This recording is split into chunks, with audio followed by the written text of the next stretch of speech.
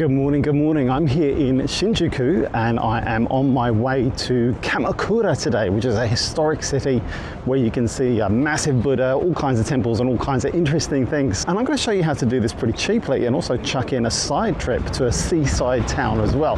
Oh, I've got a green light. That means we need to go. Okay, so for my ticket for Kamakura and Enoshima, what I'm after here is the free pass. I've already set this to English, and so this is the one I want here, the Enoshima Kamakura free pass, and that's 1,640 yen, which is quite a bargain compared to buying single tickets. So yeah, that's what I'm going to be traveling on today. Let me put this down so I can just actually buy the ticket.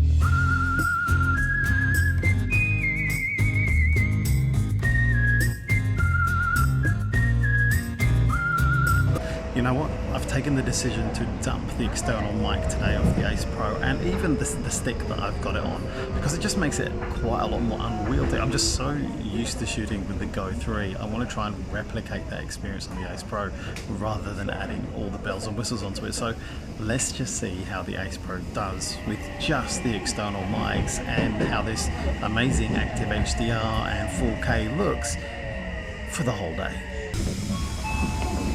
Alright, this is another one of those complicated stations. There's a bit of work going on here. I'm in Fujisawa and I'm trying to connect onto the Enoden electric railway. And the signs aren't that great in the station, although someone on the platform, an official, kind of pointing me in the right direction to get me going. And yeah, here we go. This is the Enoden line, but it's if you are here trying to do this in the near future, just be aware that it can be a little bit complicated at the moment. There we go, Enoden line. Let me know how this sounds as well. I've got this on direction focus on the Ace Pro. Let's see how that sounds. Yeah, Enoden line, Kamakura 906. So I've got a little bit of time to wait.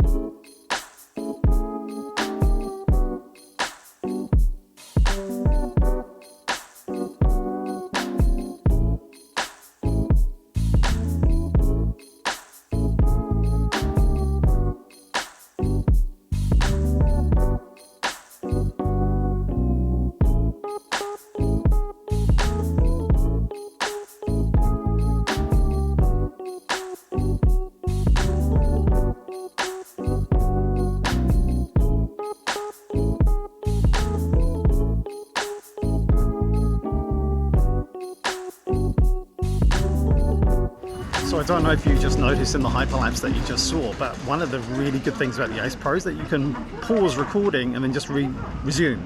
So you don't have to kind of like deal with lots of different video files, you can just have one.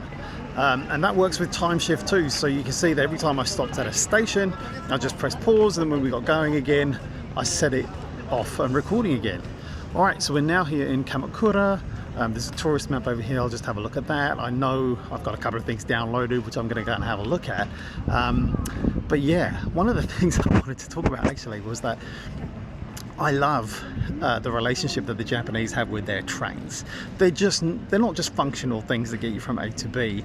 Each of the trains, each of the lines has its own kind of like personality and loyalty. You can see that in the delight that people are kind of like, you know, waving at the train and the drivers and taking photos as we go past.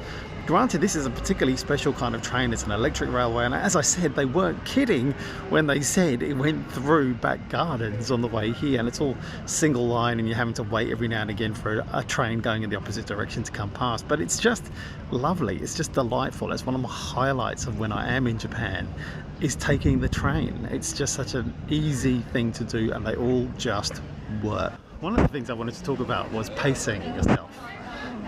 Not just in Japan, but in travel generally. So I'm actually going to go to Kamakura today, which is where I am.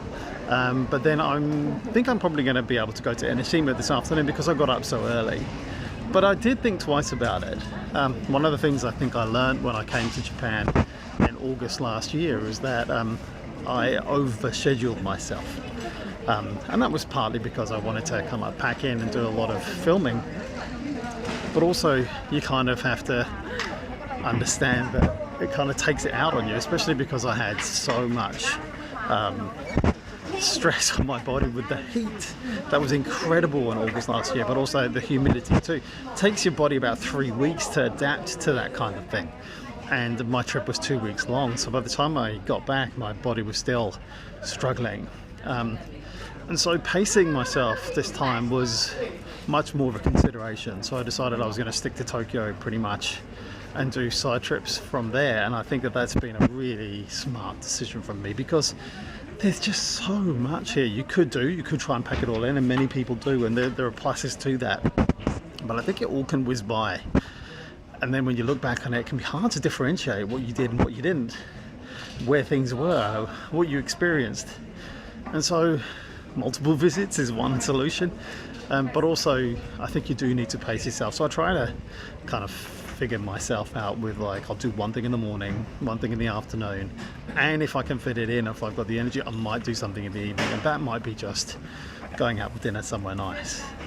But that's pretty much the pace of things that I do now. So this is my morning thing. I'm in Kamakura for the morning, and then at some point I'll get lunch, and in the afternoon I'll be in Enoshima, probably early evening, because sunsets are around about 5:30. And then I'll start heading back. This is the other thing about traveling in Japan and how I'm doing it differently this time, is that last time I very much had everything meticulously planned from one moment to the next. That's kind of what travel I was going to do. And I had a JR pass, I had to do that. I had 7 days and I had to try and make the most of it. This time though, I'm pretty much making it up on the fly. I've got a few things that I'd like to do. Didn't know what day I was going to come here. Turned out it was going to be today on a Sunday. I was going to try and avoid the weekend because I knew it was going to be more crowded, but I'm also going on the weather forecast as well, right? So today is going to be, I know it's going to be dry, it's going to be brightening up. They said late morning for the rest of the day. It's going to be great. The rest of the week's not looking so great. It's not looking so flash in Tokyo. So really am just kind of spending more time in the moment this time. And there's also just so many things to just explore and be distracted by in Japan, particularly food. Food. If anything, just be flexible so you can just try the food, people. It's just so good. In fact, I think Japan's just kind of ruined me for food anywhere else. It's just wonderful. The other thing I wanted to just note now is that the Ace Pro feels a lot nicer when you're just handling the camera by itself. Yes, you can attach it to stuff like a selfie stick and tripods and external mics and everything, but for me, that kind of takes away from the nimble experience, which is what I really like about the Go 3. And I don't think that it relegates the Ace Pro. The Ace Pro's got many different features that kind of elevates it, like pause recording, which I described earlier, and 4K footage and active HDR, and all these excellent things that the Ace Pro has. But I do quite like using it like this, just handheld. That for me is the best part about travel cam, because it then just means it's just so much more versatile. I can just whip it out rather than this bulky thing that I could put it on the magnetic selfie holder here, but I just prefer it this way. What do you think?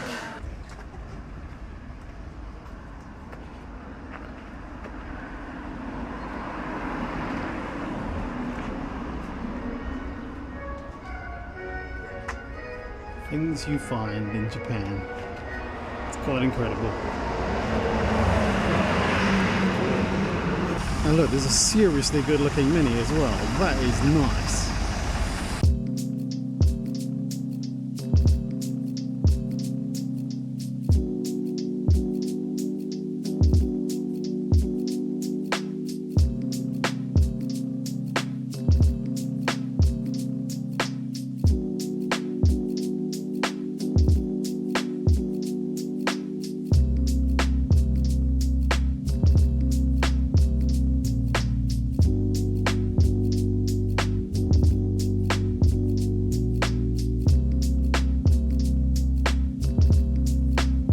So here is where the Emperor Ojin, also known as the Hashiman, guardian of the warrior class of Japan, is enshrined.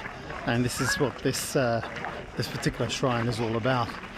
I'm not really in the mood to go into the museum today. I much prefer to be outside, but apparently the gardens are really nice, so I can have a little wander around there before, I don't know, maybe some coffee maybe?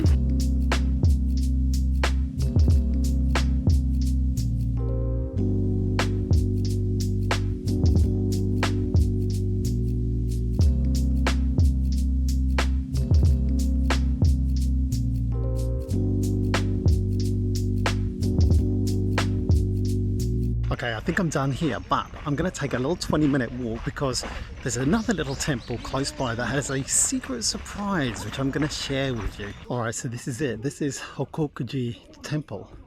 And not only is it a very peaceful green place, which is about a 20-minute walk from the last temple I was in, but it's also got this. Check it out.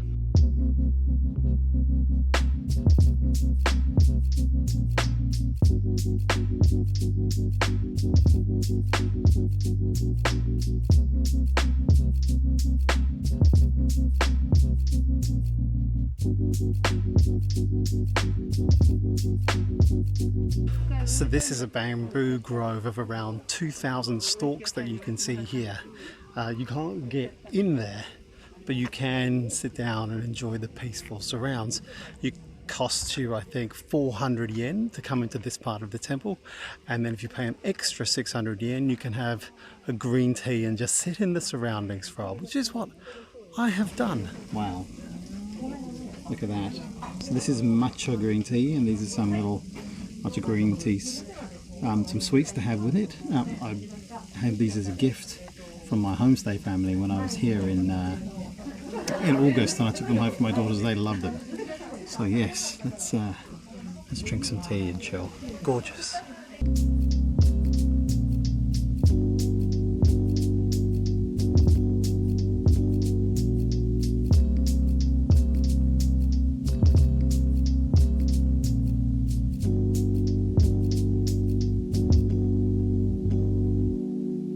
Okay, I'm on my way to go and find some lunch, and you'll see that it has got a lot busier in the center of town now.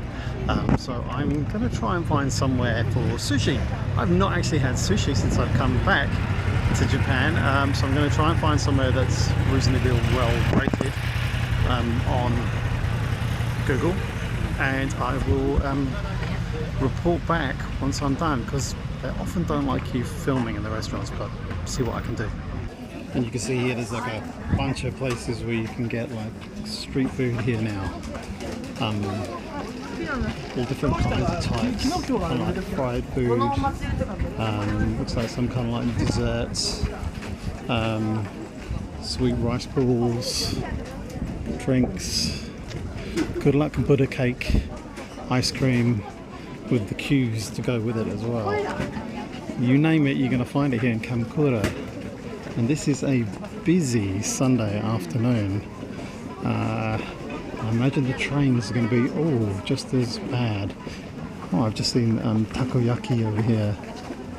Oh, that's tempting actually. That's tempting. I could be steered off course from getting my... oh my gosh, look at all the... no, not oysters. Look at all the tempting treats though. I'm going to go and see what this sushi restaurant is like. If it's got a massive queue, then I might come back. Nope, I found the place and I'm going to go for some sashimi because it looks really good. I'll show you what's on my plate here right now. It looks fantastic. So of course, as the day goes on, it gets busier and busier. It's now about 1:15 on Sunday afternoon, and we're heading to go and see the Buddha.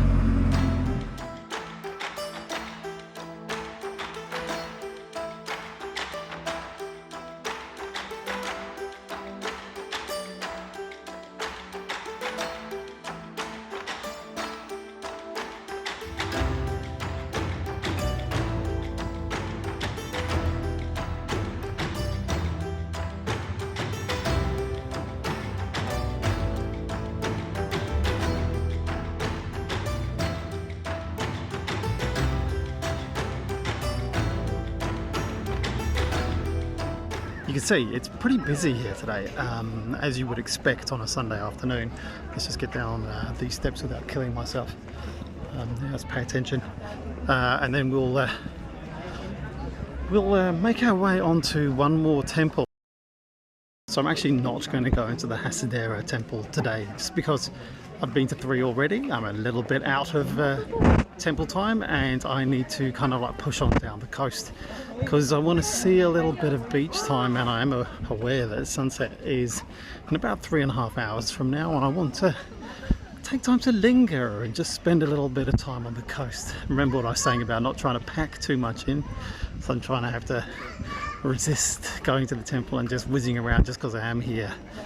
Yeah, I may not get a chance to go again, but at the same time that goes for everything else down the coast as well, and it just puts extra pressure on my time. So yeah, that's something I would recommend, is like, you know, just pace yourself.